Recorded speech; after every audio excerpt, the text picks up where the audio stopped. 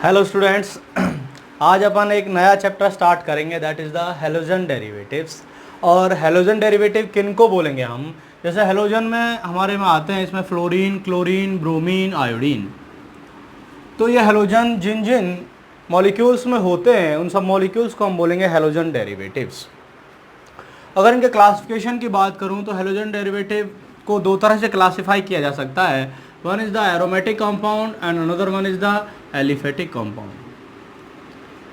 Aromatic में कौन आएंगे? जिनमें हेलोजन डायरेक्टली अटैच्ड होगा किसी बेंजीन रिंग से। जैसे फॉर एग्जांपल हम यहाँ पर ले लेते हैं, जैसे बेंजीन लिया और बेंजीन के किसी एक कार्बन से अटैच कर दिया हमने, क्लोरीन ग्रुप अटैच कर दिया। अब क्लोरीन का जो लोन पेयर है वो इस बेंजीन रिंग के साथ रेजोनेंस में होगा यहाँ पर।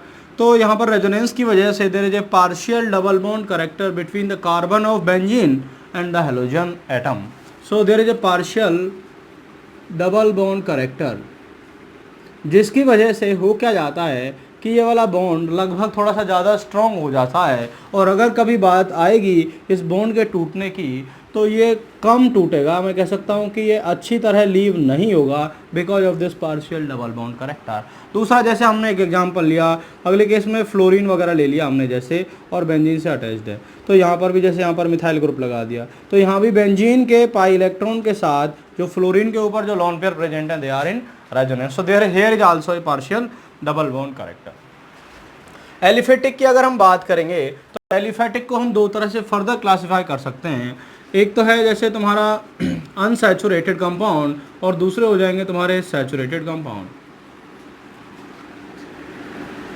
अनसैचुरेटेड हमको पता है वो होते हैं जिनमें डबल बॉन्ड या ट्रिपल बॉन्ड होते हैं। जैसे अनसैचुरेटेड में हम सबसे पहले बात करेंगे, जैसे मान के चलो एल्कीन से डायरेक्टली अटैच्ड कोई हेलोजन ग्रुप जुड़ा हुआ है, तो हमको पता है ये कंडीशन है double bond, single bond and then lone pair. So resonance में होगा ये लोन पेयर इसके साथ। इस तरह की कंडीशन को हम बोलते हैं, इस तरह के ग्रुप को बोलते हैं हम विनाइल ग्रुप। जब भी किसी doubly bonded carbon double bond के कार्बन से ही डायरेक्टली कोई हेलोजन एटम अटैच रहेगा तो इस ग्रुप को हम बोलेंगे विनाइल। और क्लोरीन जुड़ा है तो इसका नाम हो जाएगा विनाइल क्लोराइड। जैसे अनसैचुरेटेड में हम एक और कंपाउंड ले सकते हैं, जैसे हमने यहाँ पर ले लिया CH2 double bond CH, CH2Cl। यहाँ पर देखेंगे तो इस ग्रुप को हम बोलते हैं एलाइल ग्रुप, तो इसका नाम क्या हो जाएगा? Allyl chloride. जैसे और यहाँ पर अब नेक्स्ट एग्जांपल्स में हम ले सकते हैं, जैसे बेंजीन से अगला CH2 है और देन Cl है। अच्छा, एक और बात ध्यान, यहाँ भी बेंजीन रिंग है लेकिन this is not in the category of aromatic, this is in the category of aliphatic. Why? Because जहाँ पर हेलोजन डायरेक्टली बेंजीन से अटैच रहेगा उसी को एरोमेटिक बोलेंगे। यहाँ डायरेक्ट नहीं है, इन दोनों के बीच में CH2 है और हम कहेंगे इसका लोन पेयर रिंग के साथ रेजोनेंस में नहीं है। रेजोनेंस में नहीं है तो हम यहाँ बोलेंगे this is an aliphatic compound, और इस तरह के इस ग्रुप को बोलते हैं अपन बेंजाइल ग्रुप। यहाँ पर कार्बन की दो हाइड्रोजन जुड़े हुए हैं और एक वैलेंसी से एक क्लोरीन जुड़ा हुआ है तो इसका नाम है बेंजाइल। अगर यहाँ एक हाइड्रोजन रहेगा तो हम बोलेंगे उसको बेंजल, और अगर एक भी हाइड्रोजन नहीं रहेगा और तीन वैलेंसी सेटिस्फाइड किसी अलग डिफरेंट ग्रुप से रहेंगे तो इसको बोलेंगे हम बेंजो। ठीक है ना। सैचुरेटेड की अगर हम बात करेंगे तो सैचुरेटेड कंपाउंड्स वो होते हैं जिनमें कार्बन कार्बन के बीच में सिंगल बॉन्ड होता है। इस तरह की कंडीशंस में आ सकता है जैसे CH3 के साथ Cl ग्रुप जुड़ा हुआ है, तो यहाँ पर ये वाला कार्बन है जो प्राइमरी कार्बन है, इसलिए हम इसको बोलेंगे प्राइमरी हेलोजन। जैसे अगला हमने ले लिया CH3 CH2 Cl, यहाँ पर भी हेलोजन कार्बन जो है ये एक ही ग्रुप से जुड़ा हुआ है, this is also in the category of primary. But in दोनों में अगर हम बात करेंगे तो यहाँ थोड़ा सा स्टीरिक हिंड्रेंस ज़्यादा है comparative to this methyl chloride. जैसे एक और एग्जांपल हम ले सकते हैं, यहाँ पर क्लोरीन लिया, this is CH3 and this is CH3। इस वाले कार्बन से ये क्लोरीन जुड़ा हुआ है तो यहाँ पर this is an example of secondary halogen, secondary halide एक तरह से कह सकते हैं। नेक्स्ट एग्जांपल में जैसे हम बात करें, यहाँ पर एक ग्रुप जुड़ा हुआ है इस तरह से, तो ये वाला जो क्लोरीन जो जिस कार्बन से जुड़ा हुआ है that is attached further with 3 carbon atoms, so this is an example of tertiary alkyl halide. तो इस तरह से हम क्लासिफाई कर सकते हैं डिफरेंट हेलोजन कंपाउंड्स को कि अनसैचुरेटेड और सैचुरेटेड में कौन कौन से एग्जांपल आ जाएंगे।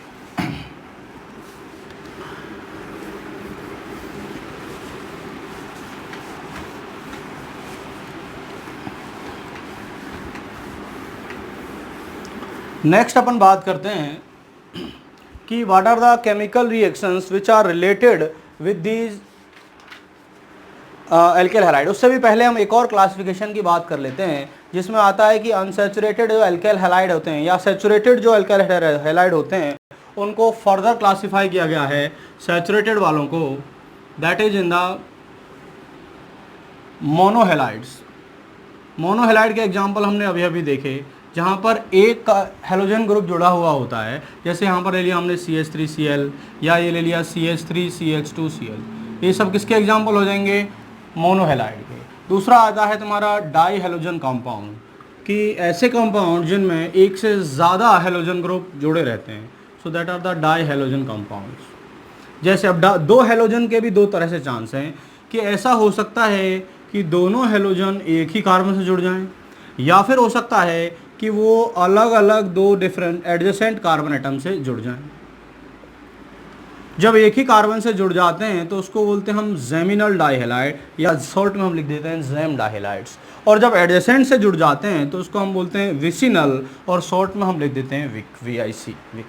ऐसा भी हो सकता है जैसे CH2 CH2 CH2 Cl यहाँ पर, और यहाँ पर भी Cl, यहाँ पर ये एडजेसेंट भी नहीं है, तो ये सिंपल ही डाई हेलोजन का एक एग्जांपल हो जाएगा जिसमें फ्री है एक तरह से। ये जेमिनल पोजीशन होगी जब एक ही हेलोजन से दो हेलोजन एक ही कार्बन से जुड़ेंगे और दो हेलोजन डिफरेंट एडजेसेंट कार्बन से जुड़ेंगे तो उसको हम बोलेंगे विसिनल पोजीशन। नेक्स्ट जो कंपाउंड आते हैं वो होते हैं ट्राई हेलोजन कंपाउंड। तो नाम से ही पता चल रहा है अपने को, ऐसे कंपाउंड जिनमें 3 हेलोजन जुड़े हुए रहते हैं। जैसे इसका नाम है, बेस्ट एग्जांपल आता है इसका क्लोरोफॉर्म, CHCl3। इसके बारे में बहुत फेमस कंपाउंड है और नेक्स्ट चैप्टर्स में रिएक्शंस में आएगा क्लोरोफॉर्म। इसी की तर्ज पर अगर क्लोरीन की जगह 3 आयोडीन ले लेते हैं तो इसको बोलते हैं हम आयोडोफॉर्म। और iodoform reaction which one of the most important reaction का प्रोडक्ट है, ये नेक्स्ट चैप्टर्स में आगे आएगा। नेक्स्ट आता है हमारा टेट्रा हेलोजन कंपाउंड्स। और टेट्रा हेलोजन ये सारे के सारे जितने भी हेलोजन कंपाउंड हैं, mono, di, tri and tetra, ये सब हमारे सिलेबस में टेट्रा हेलोजन कंपाउंड्स। और इसमें क्या हो जाएगा, जब किसी एक ही एटम से सपोज चारों क्लोरीन जुड़े रहते हैं, दिस इज टेट्राक्लोरोकार्बन, तो हम कह सकते हैं यहाँ पर इसका एक और नाम है दैट इज़ पायरीन। तो इस तरह हम क्लासिफाई कर सकते हैं सैचुरेटेड कंपाउंड्स को, जो भी हेलोजन कंपाउंड रहेंगे, into mono, di, tri and tetra halogen compounds. Next बात करते हैं कि इन हेलोजन कंपाउंड्स के डिफरेंट रिएक्शंस क्या हो सकती हैं, जो भी इनकी टिपिकल रिएक्शंस हमको पाई जाती हैं। So that is the typical reactions shown by halogen derivatives.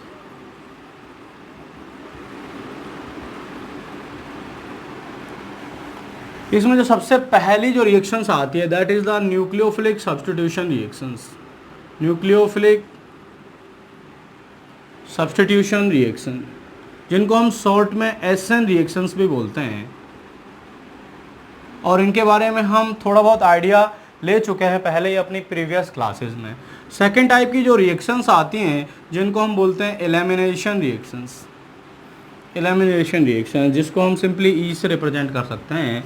और एक और टाइप की रिएक्शन ये कंपाउंड दिखाते हैं that is the reaction with metals, reaction with metals, और इसी को हम ग्रिग्नार्ड रिएजेंट भी बोलते हैं। और ग्रिग्नार्ड रिएजेंट आपको पता है दैट इज़ द RMgX, जिसमें हो क्या रहा है कि मैग्नीशियम रिएक्ट करता है RX के साथ, दैट इज एल्केल हैलाइड के साथ, और इस तरह के कंपाउंड बनते हैं जिसमें R के ऊपर माइनस चार्ज आता है, मतलब कार्बेनाइन में कन्वर्ट हो जाता है ये, और इस तरह की रिएक्शंस बोलते हैं इनको। कार्बेनाइन की केमिस्ट्री में जब अपन नेक्स्ट चैप्टर पढ़ेंगे तब इस तरह की रिएक्शंस को पढ़ेंगे। हाल फिलहाल इस चैप्टर में हम न्यूक्लियोफिलिक सब्स्टिट्यूशन रिएक्शंस और एलिमिनेशन रिएक्शंस के बारे में पढ़ेंगे, इनके टाइप्स क्या हैं।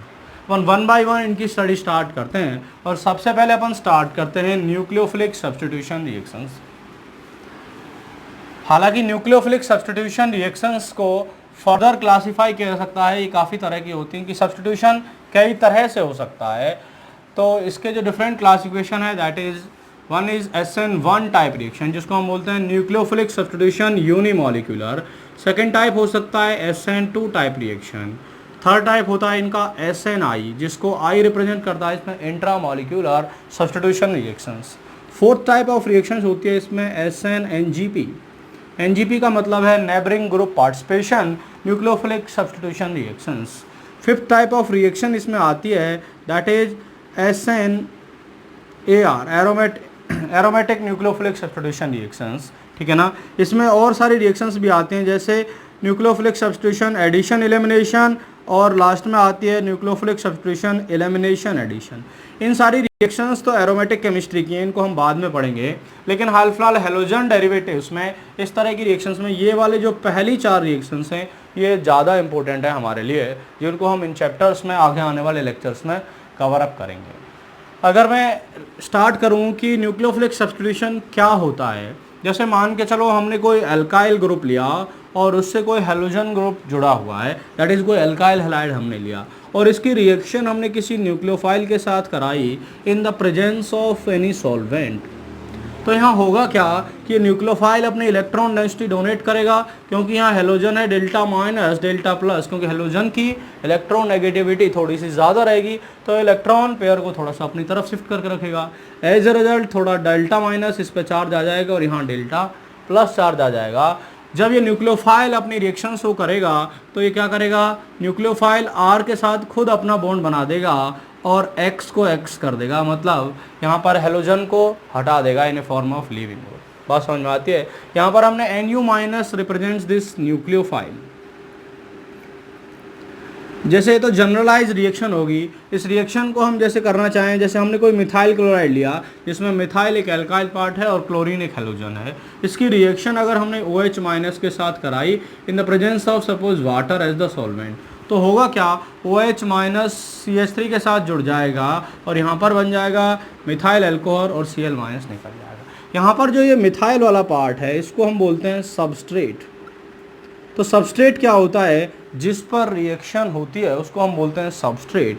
जो यहाँ पर एक क्लोरीन है, फ्लोरीन, क्लोरीन, ब्रोमीन, आयोडीन, ये सब क्या होते हैं, क्योंकि ये लीव करते हैं, क्योंकि न्यूक्लियोफाइल ने अटैक करके इसको लीव करा दिया यहाँ से, इसलिए इसको बोलते हैं अपन लीविंग ग्रुप, और शॉर्ट में इसको लिख देते हैं अपन LG, लीविंग ग्रुप, ठीक है ना। जो OH माइनस है जो इलेक्ट्रॉन पेयर को डोनेट कर रहा है, जो मैं कह रहा हूँ इलेक्ट्रॉन डेंसिटी को डोनेट कर रहा है, इसको बोलते हैं अपन न्यूक्लियोफाइल, जिनके बारे में अपन प्रीवियस क्लासेस में पढ़ चुके हैं। न्यूक्लियोफाइल कौन होता है, न्यूक्लियस लविंग स्पीसीज, और वो कौन हो सकती है, जिसके खुद के पास इलेक्ट्रॉन डेंसिटी ज़्यादा होगा। यहाँ पर अगर हम वाटर की बात करेंगे तो water ejecting as a solvent.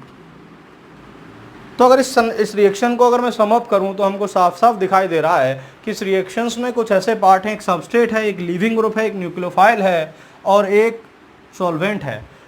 यहाँ पर वाटर सॉल्वेंट है। तो उसमें हो क्या रहा है कि अल्कोहल, इससे ये मिथाइल अल्कोहल बन गया, हमने रिएक्टेंट लिया था मिथाइल क्लोराइड और प्रोडक्ट बन गया हमारे पास मिथाइल अल्कोहल, और जो यहाँ पर Cl माइनस है ये लीव कर गया यहाँ पर। तो ये जनरलाइज रिएक्शन होगी न्यूक्लियोफिलिक सब्स्टिट्यूशन रिएक्शंस की। नेक्स्ट अपन बात कर सकते हैं कि इस तरह की रिएक्शंस जब होती हैं तो किन किन फैक्टर्स पर डिपेंड करती हैं। So the next heading is the factors affecting the nucleophilic substitution reactions, कि इस रिएक्शन का होना किन किन बातों पर डिपेंड करता है। सो आप लोग हेडिंग डालें, that is the factors affecting nucleophilic substitution reactions. फिर उसके बाद अपन बात करेंगे इनके टाइप्स की, like SN1, SN2, SNI, SNNGP। लेकिन सबसे पहले अपन बात करते हैं that is the factors affecting nucleophilic substitution reactions. तो वही फैक्टर होंगे जिन जिन से मिलकर ये रिएक्शन हो रही थी। इसमें सबसे पहला फैक्टर जो आएगा that is called as the substrate. Substrate कौन होता है जिस पर रिएक्शन होती है, और इस तरह की रिएक्शंस में जो सबस्ट्रेट है that is the alkyl part. जो भी एल्काइल है वो पार्ट जो रहेगा दैट इज द सबस्ट्रेट। अब एल्काइल पार्ट डिफरेंट तरह का हो सकता है। जैसे यहाँ पर हमने लिया CH3Cl, तो ये प्राइमरी एल्काइल हैलाइड है। यहाँ पर अगर हमने जैसे ये वाला मॉलिक्यूल ले लिया और हेलोजन है, तो ये हमें पता है कि ये वाला कार्बन से क्लोरीन जुड़ा हुआ है, so this is secondary alkyl halide, ठीक है ना। जैसे एक मॉलिक्यूल हम ले सकते हैं इस तरह है, यहाँ पर जुड़ा हुआ है क्लोरीन, तो यहाँ पर जिस कार्बन से जुड़ा हुआ है that is further connected with 3 different carbon atoms, तो यहाँ पर इसकी जो डिग्री हो जाएगी that is the tertiary carbon atom. Next अपन बात कर सकते हैं, जैसे यहाँ पर इस तरह के ग्रुप से जुड़ा हुआ है CH2CH, थोड़ी देर पहले हमने इसके बारे में बात करी थी, इसको हम बोलेंगे विनाइल ग्रुप, ठीक है ना। और नेक्स्ट ऐसा भी हो सकता है सबस्ट्रेट कि जिससे CH2Cl, इसको हम बोलते हैं this is the allyl part. Next ऐसा भी हो सकता है कि ये benzyl that is PHCH2Cl। Next ऐसा भी हो सकता है कि जैसे कि हेलोजन ग्रुप इस तरह कार्बन से जुड़ा हुआ CH2Cl। देखो यहाँ पर देखेंगे इसकी डिग्री तो प्राइमरी है, लेकिन यहाँ पर ये जो 3 ग्रुप जुड़े हुए हैं इसकी वजह से यहाँ पर क्या स्टेरिकली हिंड्रेंस भी है। नेक्स्ट ऐसा भी हो सकता है कि जो हेलोजन ग्रुप जुड़ा हुआ है that is attach to bridged head position, तो इस तरह का भी एक सबस्ट्रेट हो सकता है। तो सबस्ट्रेट डिफरेंट डिफरेंट टाइप के भी हो सकते हैं जी, कि कहीं भी हेलोजन ग्रुप जुड़ा हो किसी भी कार्बन एटम से, सो उनकी डिग्री डिफरेंट डिफरेंट हो सकती है, डिफरेंट डिफरेंट नेचर हो सकता है। जब डिफरेंट नेचर होगा तो लीव कर देने के बाद जो स्पीशीज बनेंगी उनका डिफरेंट डिफरेंट स्टेबिलिटी होगा। इसका मतलब रेट ऑफ द रिएक्शन और की रिएक्शन का होना फास्ट होगी या स्लो होगी, that all will be decided by the substrate also. Substrate also plays an important role while deciding the rate of these reactions. Next जो अपन बात करते हैं फैक्टर है that is the leaving group. So next factor अपन बात करते हैं लीविंग ग्रुप।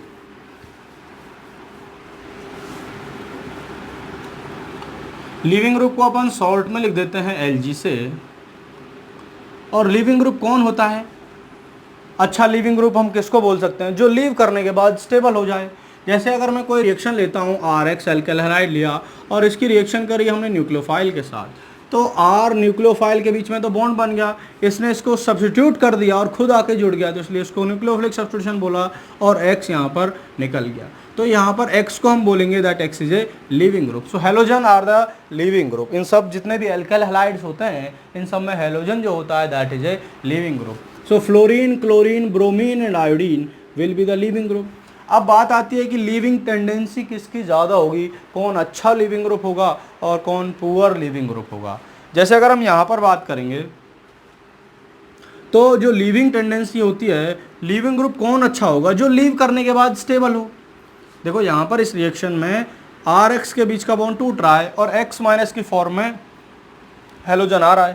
अगर इसके ऊपर माइनस चार्ज स्टेबल है तो सीधी सी बात है ये अच्छा लिविंग ग्रुप है। अगर ये माइनस चार्ज स्टेबल नहीं है तो वापस रिएक्शन करेगा, और स्टेबल नहीं है तो वापस रिएक्शन करने के बाद हम कहेंगे कि ये लिविंग ग्रुप अच्छा नहीं है।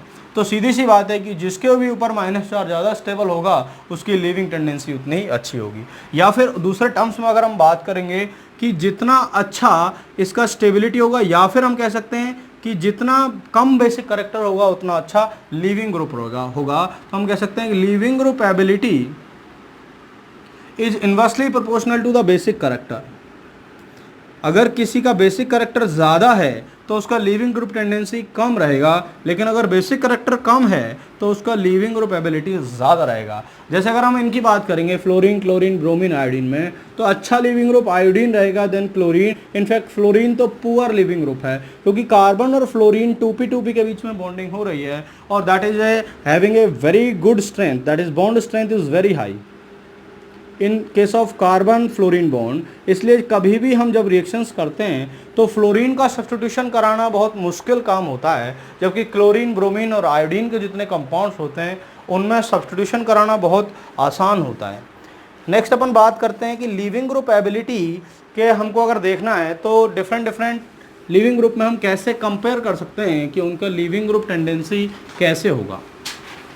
जैसे हमने एक मॉलिक्यूल लिया, यहाँ पर एग्जाम्पल लिया और आपको बताना है कि किसकी लिविंग ग्रुप टेंडेंसी अच्छी है। एक तो मॉलिक्यूल हमने ये लिया यहाँ पर और दूसरा मॉलिक्यूल लिया CH3S डबल बॉन्ड O-। इन दोनों में आप देखिएगा कि लिविंग ग्रुप अच्छा कौन है। तो हम इसका कॉन्सेप्ट को अप्लाई कर सकते हैं यहाँ पर कि बेसिक करेक्टर जिसका कम होगा उसका लिविंग ग्रुप उतना ही टेंडेंसी उतना ही अच्छा रहेगा। देखो यहाँ पर, या फिर हम एक दूसरा भी रीजन लगा सकते हैं कि जिस पर नेगेटिव चार्ज जितना ज़्यादा स्टेबल होगा वही उतना अच्छा लिविंग ग्रुप रहेगा।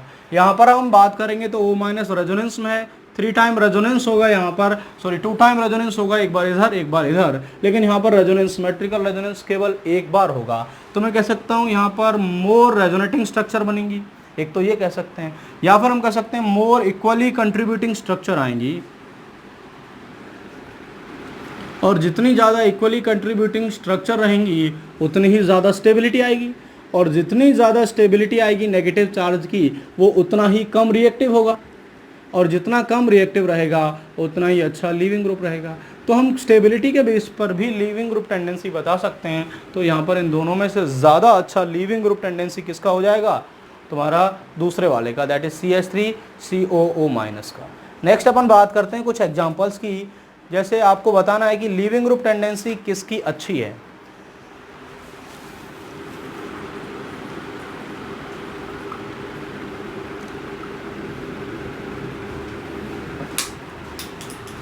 जैसे आपको मॉलिक्यूल दिया ये वाला,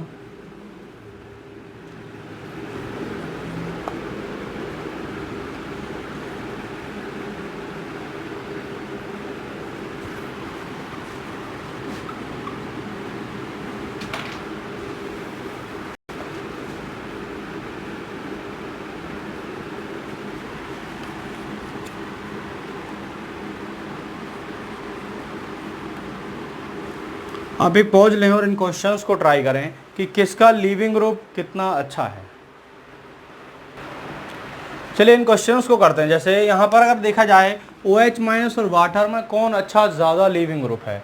जैसे यहाँ पर अगर हम बात करेंगे OH माइनस और वाटर में, आप देखोगे कि किसके ऊपर स्टेबिलिटी ज़्यादा है। हमें पता है न्यूट्रल मॉलिक्यूल है ये, और ये नेगेटिवली चार्ज है, so neutral molecule is more stable, इसलिए लीविंग ग्रुप भी अच्छा कौन होगा, वाटर होगा। यहाँ पर इन दोनों में अगर हम बात करेंगे कि कौन अच्छा लीविंग ग्रुप है, तो यहाँ पर साफ साफ दिखाई दे रहा है हमको कि O माइनस यहाँ पर इसके साथ रेजोनेंस में है, और इसको हम सिमेट्रिकल रेजोनेंस भी बोल सकते हैं। इक्वली कंट्रीब्यूटिंग स्ट्रक्चर बनेंगी, और जिसकी वजह से स्टेबिलिटी ज़्यादा आएगी, रिएक्टिव कम रहेगा। लेकिन यहाँ पर तो प्लस आई से इसकी इलेक्ट्रोनेगेटिविटी को और बढ़ाया जा रहा है, तो इसकी रिएक्टिविटी और ज़्यादा बढ़ जाएगी। इसलिए इसके क्या कह सकते हैं कि लीविंग ग्रुप टेंडेंसी कम अच्छी होगी। ज़्यादा अच्छा लीविंग ग्रुप ये वाला हो जाएगा, that is the acetate ion. Leaving group अच्छा वही रहेगा जो लीव करने के बाद स्टेबल हो जाए।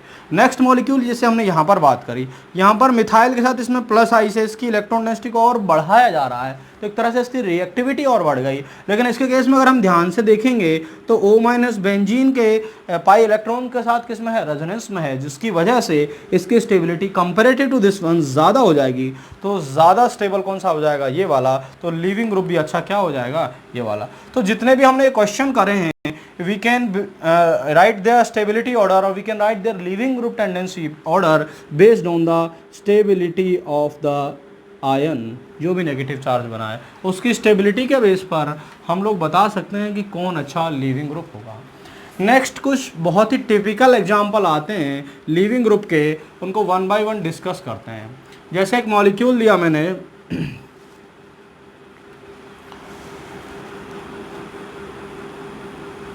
ये वाला मॉलिक्यूल लिया,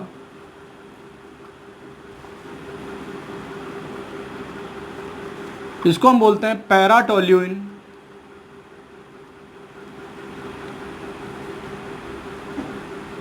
सल्फॉक्साइड, PTS से भी इसको कई बार बोलते हैं, पैराटोल्यूइन सल्फॉक्साइड। ये बहुत अच्छा लीविंग ग्रुप है, क्योंकि आपको पता है O माइनस इसके साथ रेजोनेंस में है, इसके साथ भी रेजोनेंस में है, so there are more equally contributing structure, तो ये भी एक अच्छा लीविंग ग्रुप में आता है। नेक्स्ट एक और लीविंग ग्रुप जैसे अगर हम बात करेंगे, जैसे CF3COO माइनस, इसको हम बोलते हैं ट्रिफ्लेट, भी इसको बोला जाता है ट्रिफ्लेट, और शॉर्ट में इसको OTF भी लिखा जाता है, triflate. So that is also a very good leaving group. Symmetrical resonance तो है ही, एज वेल एज CF3 का माइनस आई इफेक्ट की वजह से इस O माइनस की स्टेबिलिटी ज़्यादा अच्छी होगी, और इसलिए हम कह सकते हैं कि इसका लीविंग ग्रुप टेंडेंसी भी उतना ही ज़्यादा अच्छा होगा। ठीक है ना। जैसे और क्वेश्चंस कर सकते हैं अपन, जैसे यहाँ पर दिया गया कई बार,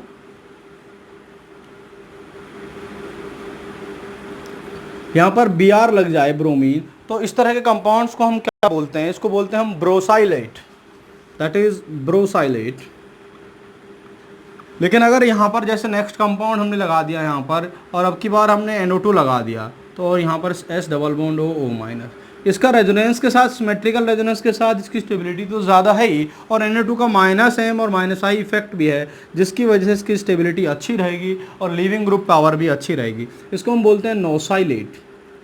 तो ऐसे बहुत सारे कंपाउंड्स हैं जो लिविंग ग्रुप की तरह ही काम कर सकते हैं। जैसे कई बार एक क्वेश्चन पूछ लिया जाता है, जैसे आपसे क्वेश्चन पूछ लिया गया कि CH3COO minus and CF3COO minus, इन दोनों में लिविंग ग्रुप किसका अच्छा ज़्यादा लिविंग ग्रुप नेचर, तो हम कह सकते हैं यहाँ पर ये वाला ग्रुप और ये वाला ग्रुप तो कॉमन है दोनों में, लेकिन यहाँ पर CF3 है जिसका माइनस आई इफेक्ट है, और यहाँ पर CH3 है जिसका प्लस आई इफेक्ट है, तो ये नेगेटिव चार्ज को ज़्यादा स्टेबलाइज करेगा, इसलिए ज़्यादा अच्छा लीविंग ग्रुप टेंडेंसी किसका आएगा, ट्रिफ्लेट आयन का।